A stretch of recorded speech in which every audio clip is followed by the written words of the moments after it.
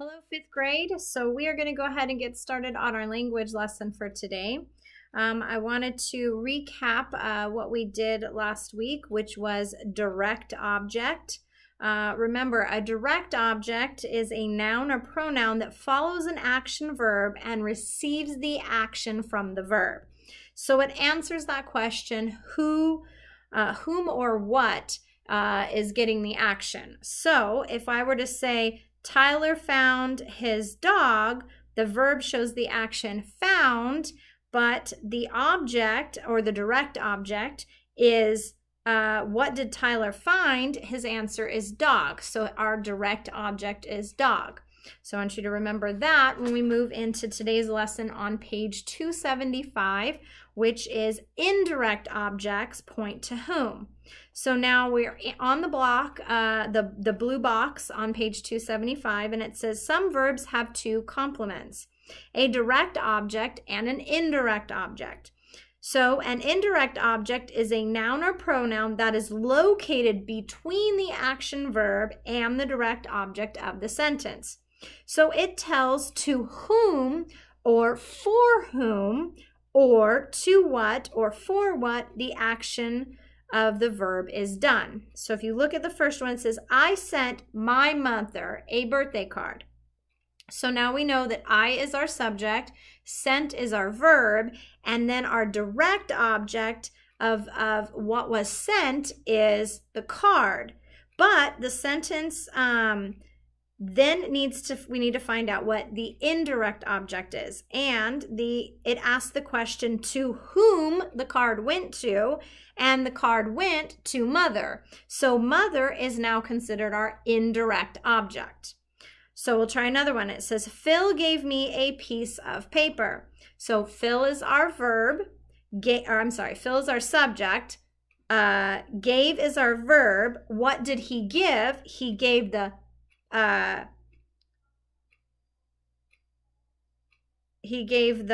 piece, not paper, because the direct object of the verb is because the object of the preposition, remember, of paper is a preposition. So what did he give? He gave a piece. Then what piece? A piece of paper. That's our preposition. So the answer for the direct object is piece. But then to whom did he give that piece to? Well, he gave it to me. So me is our indirect object. So an indirect object is really like a prepositional phrase in which the preposition to or for is understood. So Stan lent me his hat. He lent to me his hat. So that's kind of like our preposition, but it's showing that he lent. Who did he lend the hat to? He lent it to me. I'm the indirect object. I bought myself a new watch, or I bought for myself a new watch. Well, what did you buy? You bought the watch. And who did you buy the watch for? You bought it for myself. Myself now being the indirect object. So as we go into think A, I want you to remember we're going to basically identify what our subject is, our action verb, our direct object, and our indirect object. So 4 things, okay? So I want you to take a look at number 1. So it says, Father bought me a puppy. So we know that what is the action verb? Bought. So we'd put AV above that. And then who bought it? That's our subject. Father. Father did the buying. What did father buy? He bought a puppy. That's our direct object. And who did he buy the puppy for?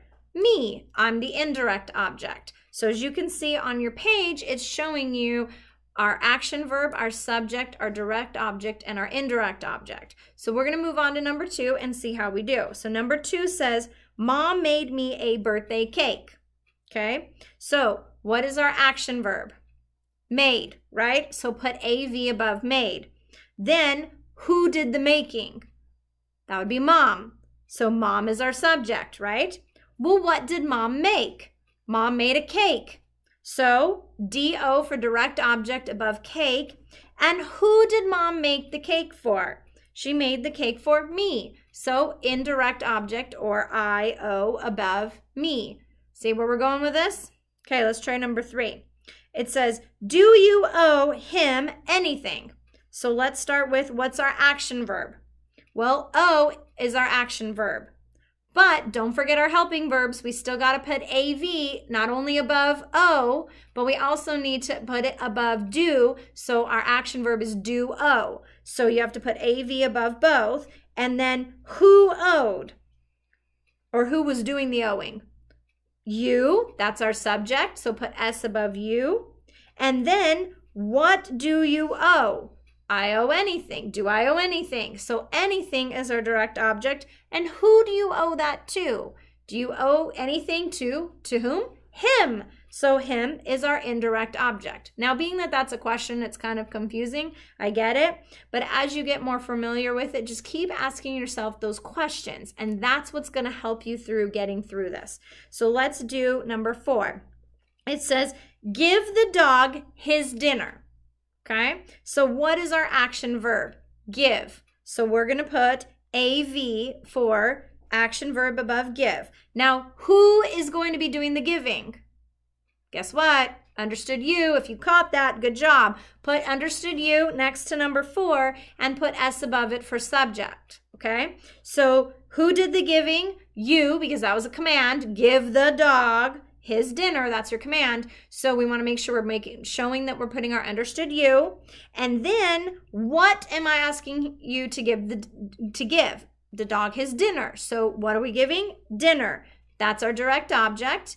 And then we have direct object. Who are we giving the direct object to? Who are we giving the dinner to? We're giving the dinner to the dog. So that's our indirect object. So put IO. Do you see where we're going with that? So let's try number 5. We'll do one more and then I'll have you guys do the rest on your own. So let's see. We have number 5. Bring me your test papers. What's our action verb?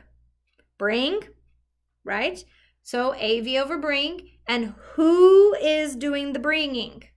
We're in a command again, so we're at understood you. Right. So go ahead and put the understood you and put subject above that. So we're saying you bring me your test paper. It's basically like what we're saying, right? So then we're going to go ahead and say, what are you bringing? You're going to bring your papers. That's our direct object. So put DO above papers. And who are you bringing the papers to? You're bringing them to me. That's the indirect object. So we're going to put IO above indirect. So remember, you're doing the questions. You're doing, what's my action? Who's doing the action? What is the action, the object of the action, or what object is getting that action, okay? And then whom is it going to, or whom is it going for, or whom is it needing that object? So you're asking those questions and getting through that. So I want you guys to go ahead and do 6 through 10 and see how you do with that, okay? When you turn over to page, I'm sorry, why don't you guys go ahead and press pause and then go ahead and complete those 5 on your own and see how you do. Okay, so we're going to pick back up on Think C on page 276. Think C is the same thing that we just did on the other ones. And so I want you to go ahead and continue doing the same thing.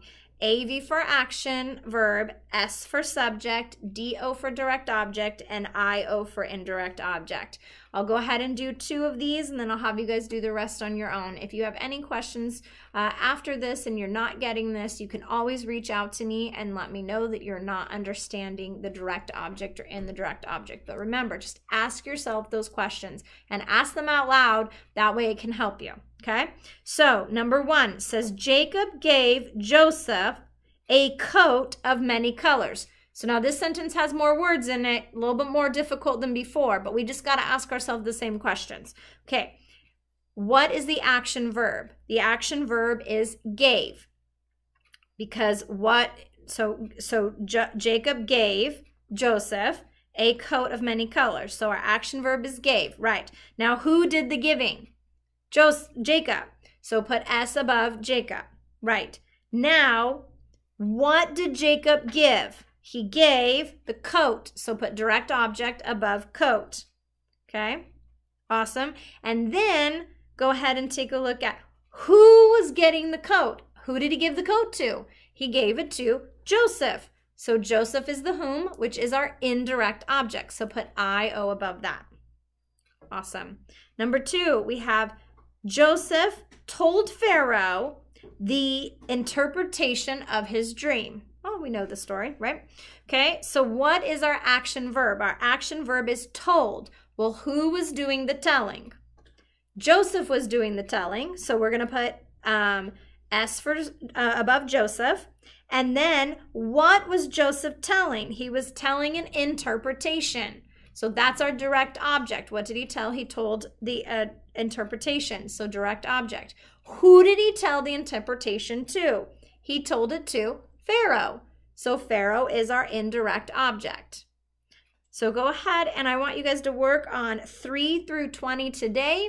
If you have any questions, please reach out to me. But I know that as long as you ask those questions, action, who did the action, what was the action to, and whom did the action go to, or the object go to, then you will be just fine. So keep up the good work. And I know this is our first lesson in indirect objects, a little bit of direct objects last week, but I think you guys will do great. And again, just always reach out if you have questions on this. So go ahead and complete those 2 pages, and then I will see you tomorrow for your next language lesson.